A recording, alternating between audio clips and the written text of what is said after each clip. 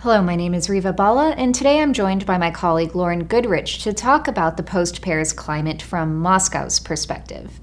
So, Lauren, when we saw Russia begin its military campaign in Syria, Russia did receive a lot of scrutiny over how genuine its aims were in Syria when it came to the campaign against Islamic State. As we know, a lot of Russian airstrikes were actually concentrated on rebel positions and continue to be concentrated on rebel positions in a big way. How do you see things shifting now in the Russian position toward Islamic State?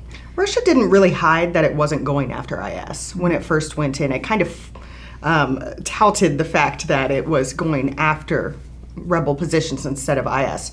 After the plane went down in Sinai and after Paris, Russia has really shifted both rhetorically and on the ground in Syria in concentrating on IS specifically. So, for example, Moscow's rhetoric on the situation inside of Syria has shifted to be very specific to IS and anti-IS messaging. Putin has even pulled out a series of taglines that he used during the Chechen wars and about terrorism in Russia, in which he's using those about IS specifically. And how is that playing within Russia? Is most of the population feeling more vulnerable as a result of Russia's interventions in the Middle East, or is that message that Putin is putting forward, is that actually gaining traction? Russians are feeling more vulnerable. The latest polling numbers is from 38% to 46% of Russians believe there will be a terrorist attack within the next year, a major terrorist attack inside of Russia. So that is plain. However, Russians aren't afraid of those terrorist attacks. It's kind of built into the Russian psyche. And so they are behind the Russian position in Syria. They are behind the Russian movements against IS. And it really has stirred a sense of nationalism in which the Chechen wars really created a sense of nationalism. Now, this has created another sense of nationalism of Russia going after the terrorists. At the source. And so when we look at also Russia's position in Syria in this wider negotiation with the Europeans, now we have more European states from Spain to Austria, France now saying, well, maybe Russia has a point when it comes to the Syria negotiation that, okay, maybe Assad can play a role in the political transition. And so there's a question of to what extent Russia's cooperation with the Europeans against Islamic State can actually be leveraged on other issues. For example, Ukraine, where we are still very much in a stalemate.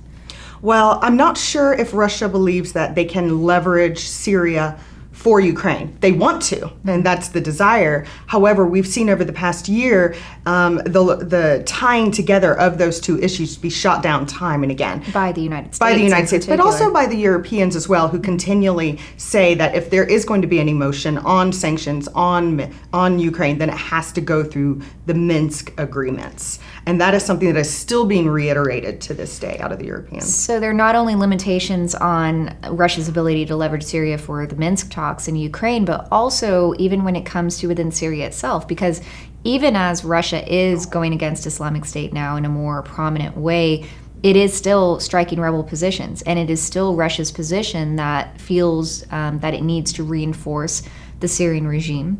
And reinforcing the Syrian regime does entail, going after challenges from rebels that are being supported by the United States, Turkey, Jordan, the Europeans, Saudi Arabia, etc. But that's why I see Russia having two different strategies inside of Syria. So they are going after the rebel positions, but they are going after IS. We've seen an increase in Russian strikes outside of their normal striking zone to the IS strongholds this week since the Paris attacks.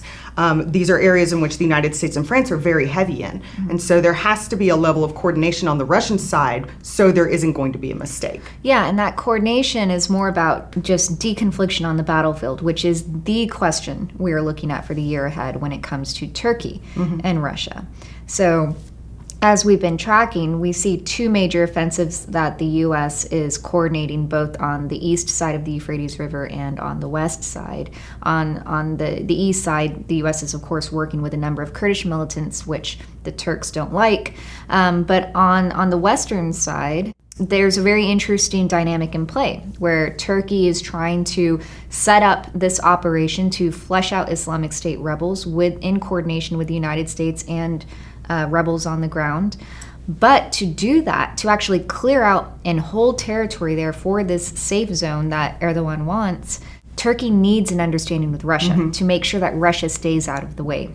I think the last thing Turkey, the U.S., or anyone wants is an accidental, path to a conflict with Russia on the Syrian battlefield. The question is, does Turkey get that understanding with Russia? Well, Turkey is a unique country in this situation in that Russia and Turkey have such a deep relationship on so many different levels that at least there is a dialogue there to start from. Right. And so it's not like they're starting out of nowhere. And not just based on Syria itself, right? So on the one hand, within Syria, it's awkward, to say the least, for Russia to be striking rebel positions that are directly supported by Turkey. At the same time, they're supposed to be coordinating against IS. But beyond that, right, there are energy talks that are still pending.